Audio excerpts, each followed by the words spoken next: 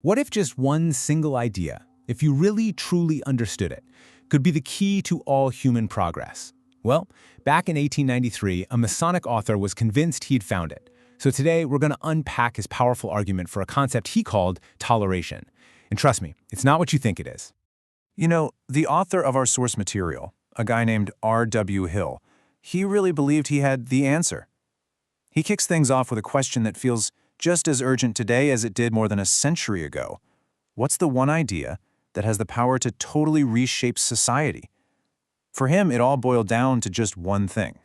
And that one thing, of course, is toleration.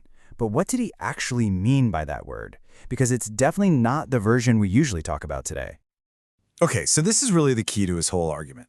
For him, toleration isn't that passive, live and let live kind of attitude. No, he saw it as an active, powerful principle of liberty. And he traces its modern roots directly to the Protestant Reformation, and that really radical idea that individuals had the right to interpret Scripture for themselves. So here's the crucial part. Once you accept that people have a right to their own private beliefs, he argues that everything else just has to follow. It's like a domino effect. This one idea, toleration, it logically kicks off a chain reaction that leads to freedom of thought, which leads to freedom of speech, and then ultimately to the freedom of the individual person. So from this one idea, the author basically lays out this really stark choice for civilization. You either embrace toleration and you move forward, or you reject it and you get stuck. It's like he draws a line in the sand, creating these two paths for humanity. On one side, you've got intolerance, which he says leads to mental deadness, a fear of asking tough questions, and just stagnation. But on the other side, toleration sparks this intellectual quickening. It fuels scientific advancement, and it leads to progress. There's no middle ground in his view. It is an absolutely black and white picture of history. And here's his reasoning right in his own words. His whole point was that the Dark Ages weren't dark because people were somehow less intelligent. No, he says they were dark because the systems in place, these systems built on intolerance, denied the average person the tools and the freedom to learn and to question everything. So if this idea is so incredibly powerful, who is protecting it all this time? Well, according to the author, this is where Freemasonry comes into the picture, and it plays a central and, as he puts it, a somewhat secret role. He basically positions Masonry as the quiet guardian of this flame.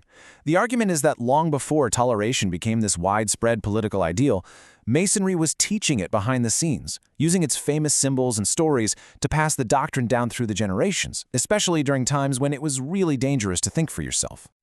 But how exactly does it teach this stuff? Well, the author breaks it down into 3 really practical steps. First, there's the idea of meeting upon the level, where your social status, your job, your wealth, it's all left at the door and everyone is treated as an equal. Second, there's this constant push to pursue knowledge. And third, and this is the big one, is the actual practice of brotherhood as the core foundation for everything. And this right here, this is the heart of the whole philosophy. Masonic toleration, he writes, isn't born from a place of pity, looking down on people who might know less. It comes from a much deeper, more powerful belief, what he calls the noble doctrine of brotherhood. It's this idea that no matter what you believe or where you're from, we are all part of one big family. Now, as you can probably guess, this kind of philosophy, well, it's naturally going to put it in direct conflict with other powerful institutions of the time. The author presents this as a totally unavoidable clash between two opposite ways of seeing the world. And he really doesn't mince words here. He basically says that any institution that's built on dogma and demands that you just believe without question, well, it's always going to see Masonry as an enemy. And why is that? Because Masonry's whole deal, in his mind, is to encourage the exact kind of independent thought that those institutions forbid.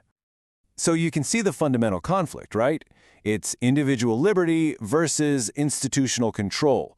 He frames Masonry's entire purpose as this grand effort to free the human mind from any power that tries to tell a person what they are and are not allowed to believe or question. And to back all this up, he doesn't just stick to big ideas. Now, he points to a really specific controversy from just a few years before he wrote this piece. So let's walk through it. First, a new French Bible translation gets published. It's done by a devout Catholic, and it even gets the Pope's initial stamp of approval. But then, just a few months later, it's completely banned. So what happened? Why the sudden 180? His analysis is fascinating. He claims the translation was banned because it was too accurate to the original Greek. Certain words, when they were rendered correctly, just didn't quite line up with established church dogma. and that was a threat to institutional power that they just couldn't allow. So, all of this brings us to his big conclusion. This battle for toleration, it's not some dusty old thing from a history book. For him, it's an ongoing, unfinished mission. He lays out Masonry's purpose in the world as he sees it, and it's not about being some social club. It's about being a champion for human liberty, for freeing the mind, and for the general betterment of humanity. And this work, he insists, has to keep going until bigotry and oppression are finally things of the past. And this is the final and really urgent point he makes. Back in 1893, he wasn't taking a victory lap. He looked around and saw a world still filled with intolerance. The Masonic ideal of a truly free, enlightened, and brotherly society, that was still a very distant goal. The work, he insists, was nowhere near finished. He doesn't end with a command or an order. Instead, he leaves us with this beautiful, kind of ancient poem that describes the ideal person, the kind of person this whole philosophy is trying to create, someone who is fearless, humble, always seeking wisdom and tolerant. Which kind of leaves you wondering, right? What does that path look like for us today?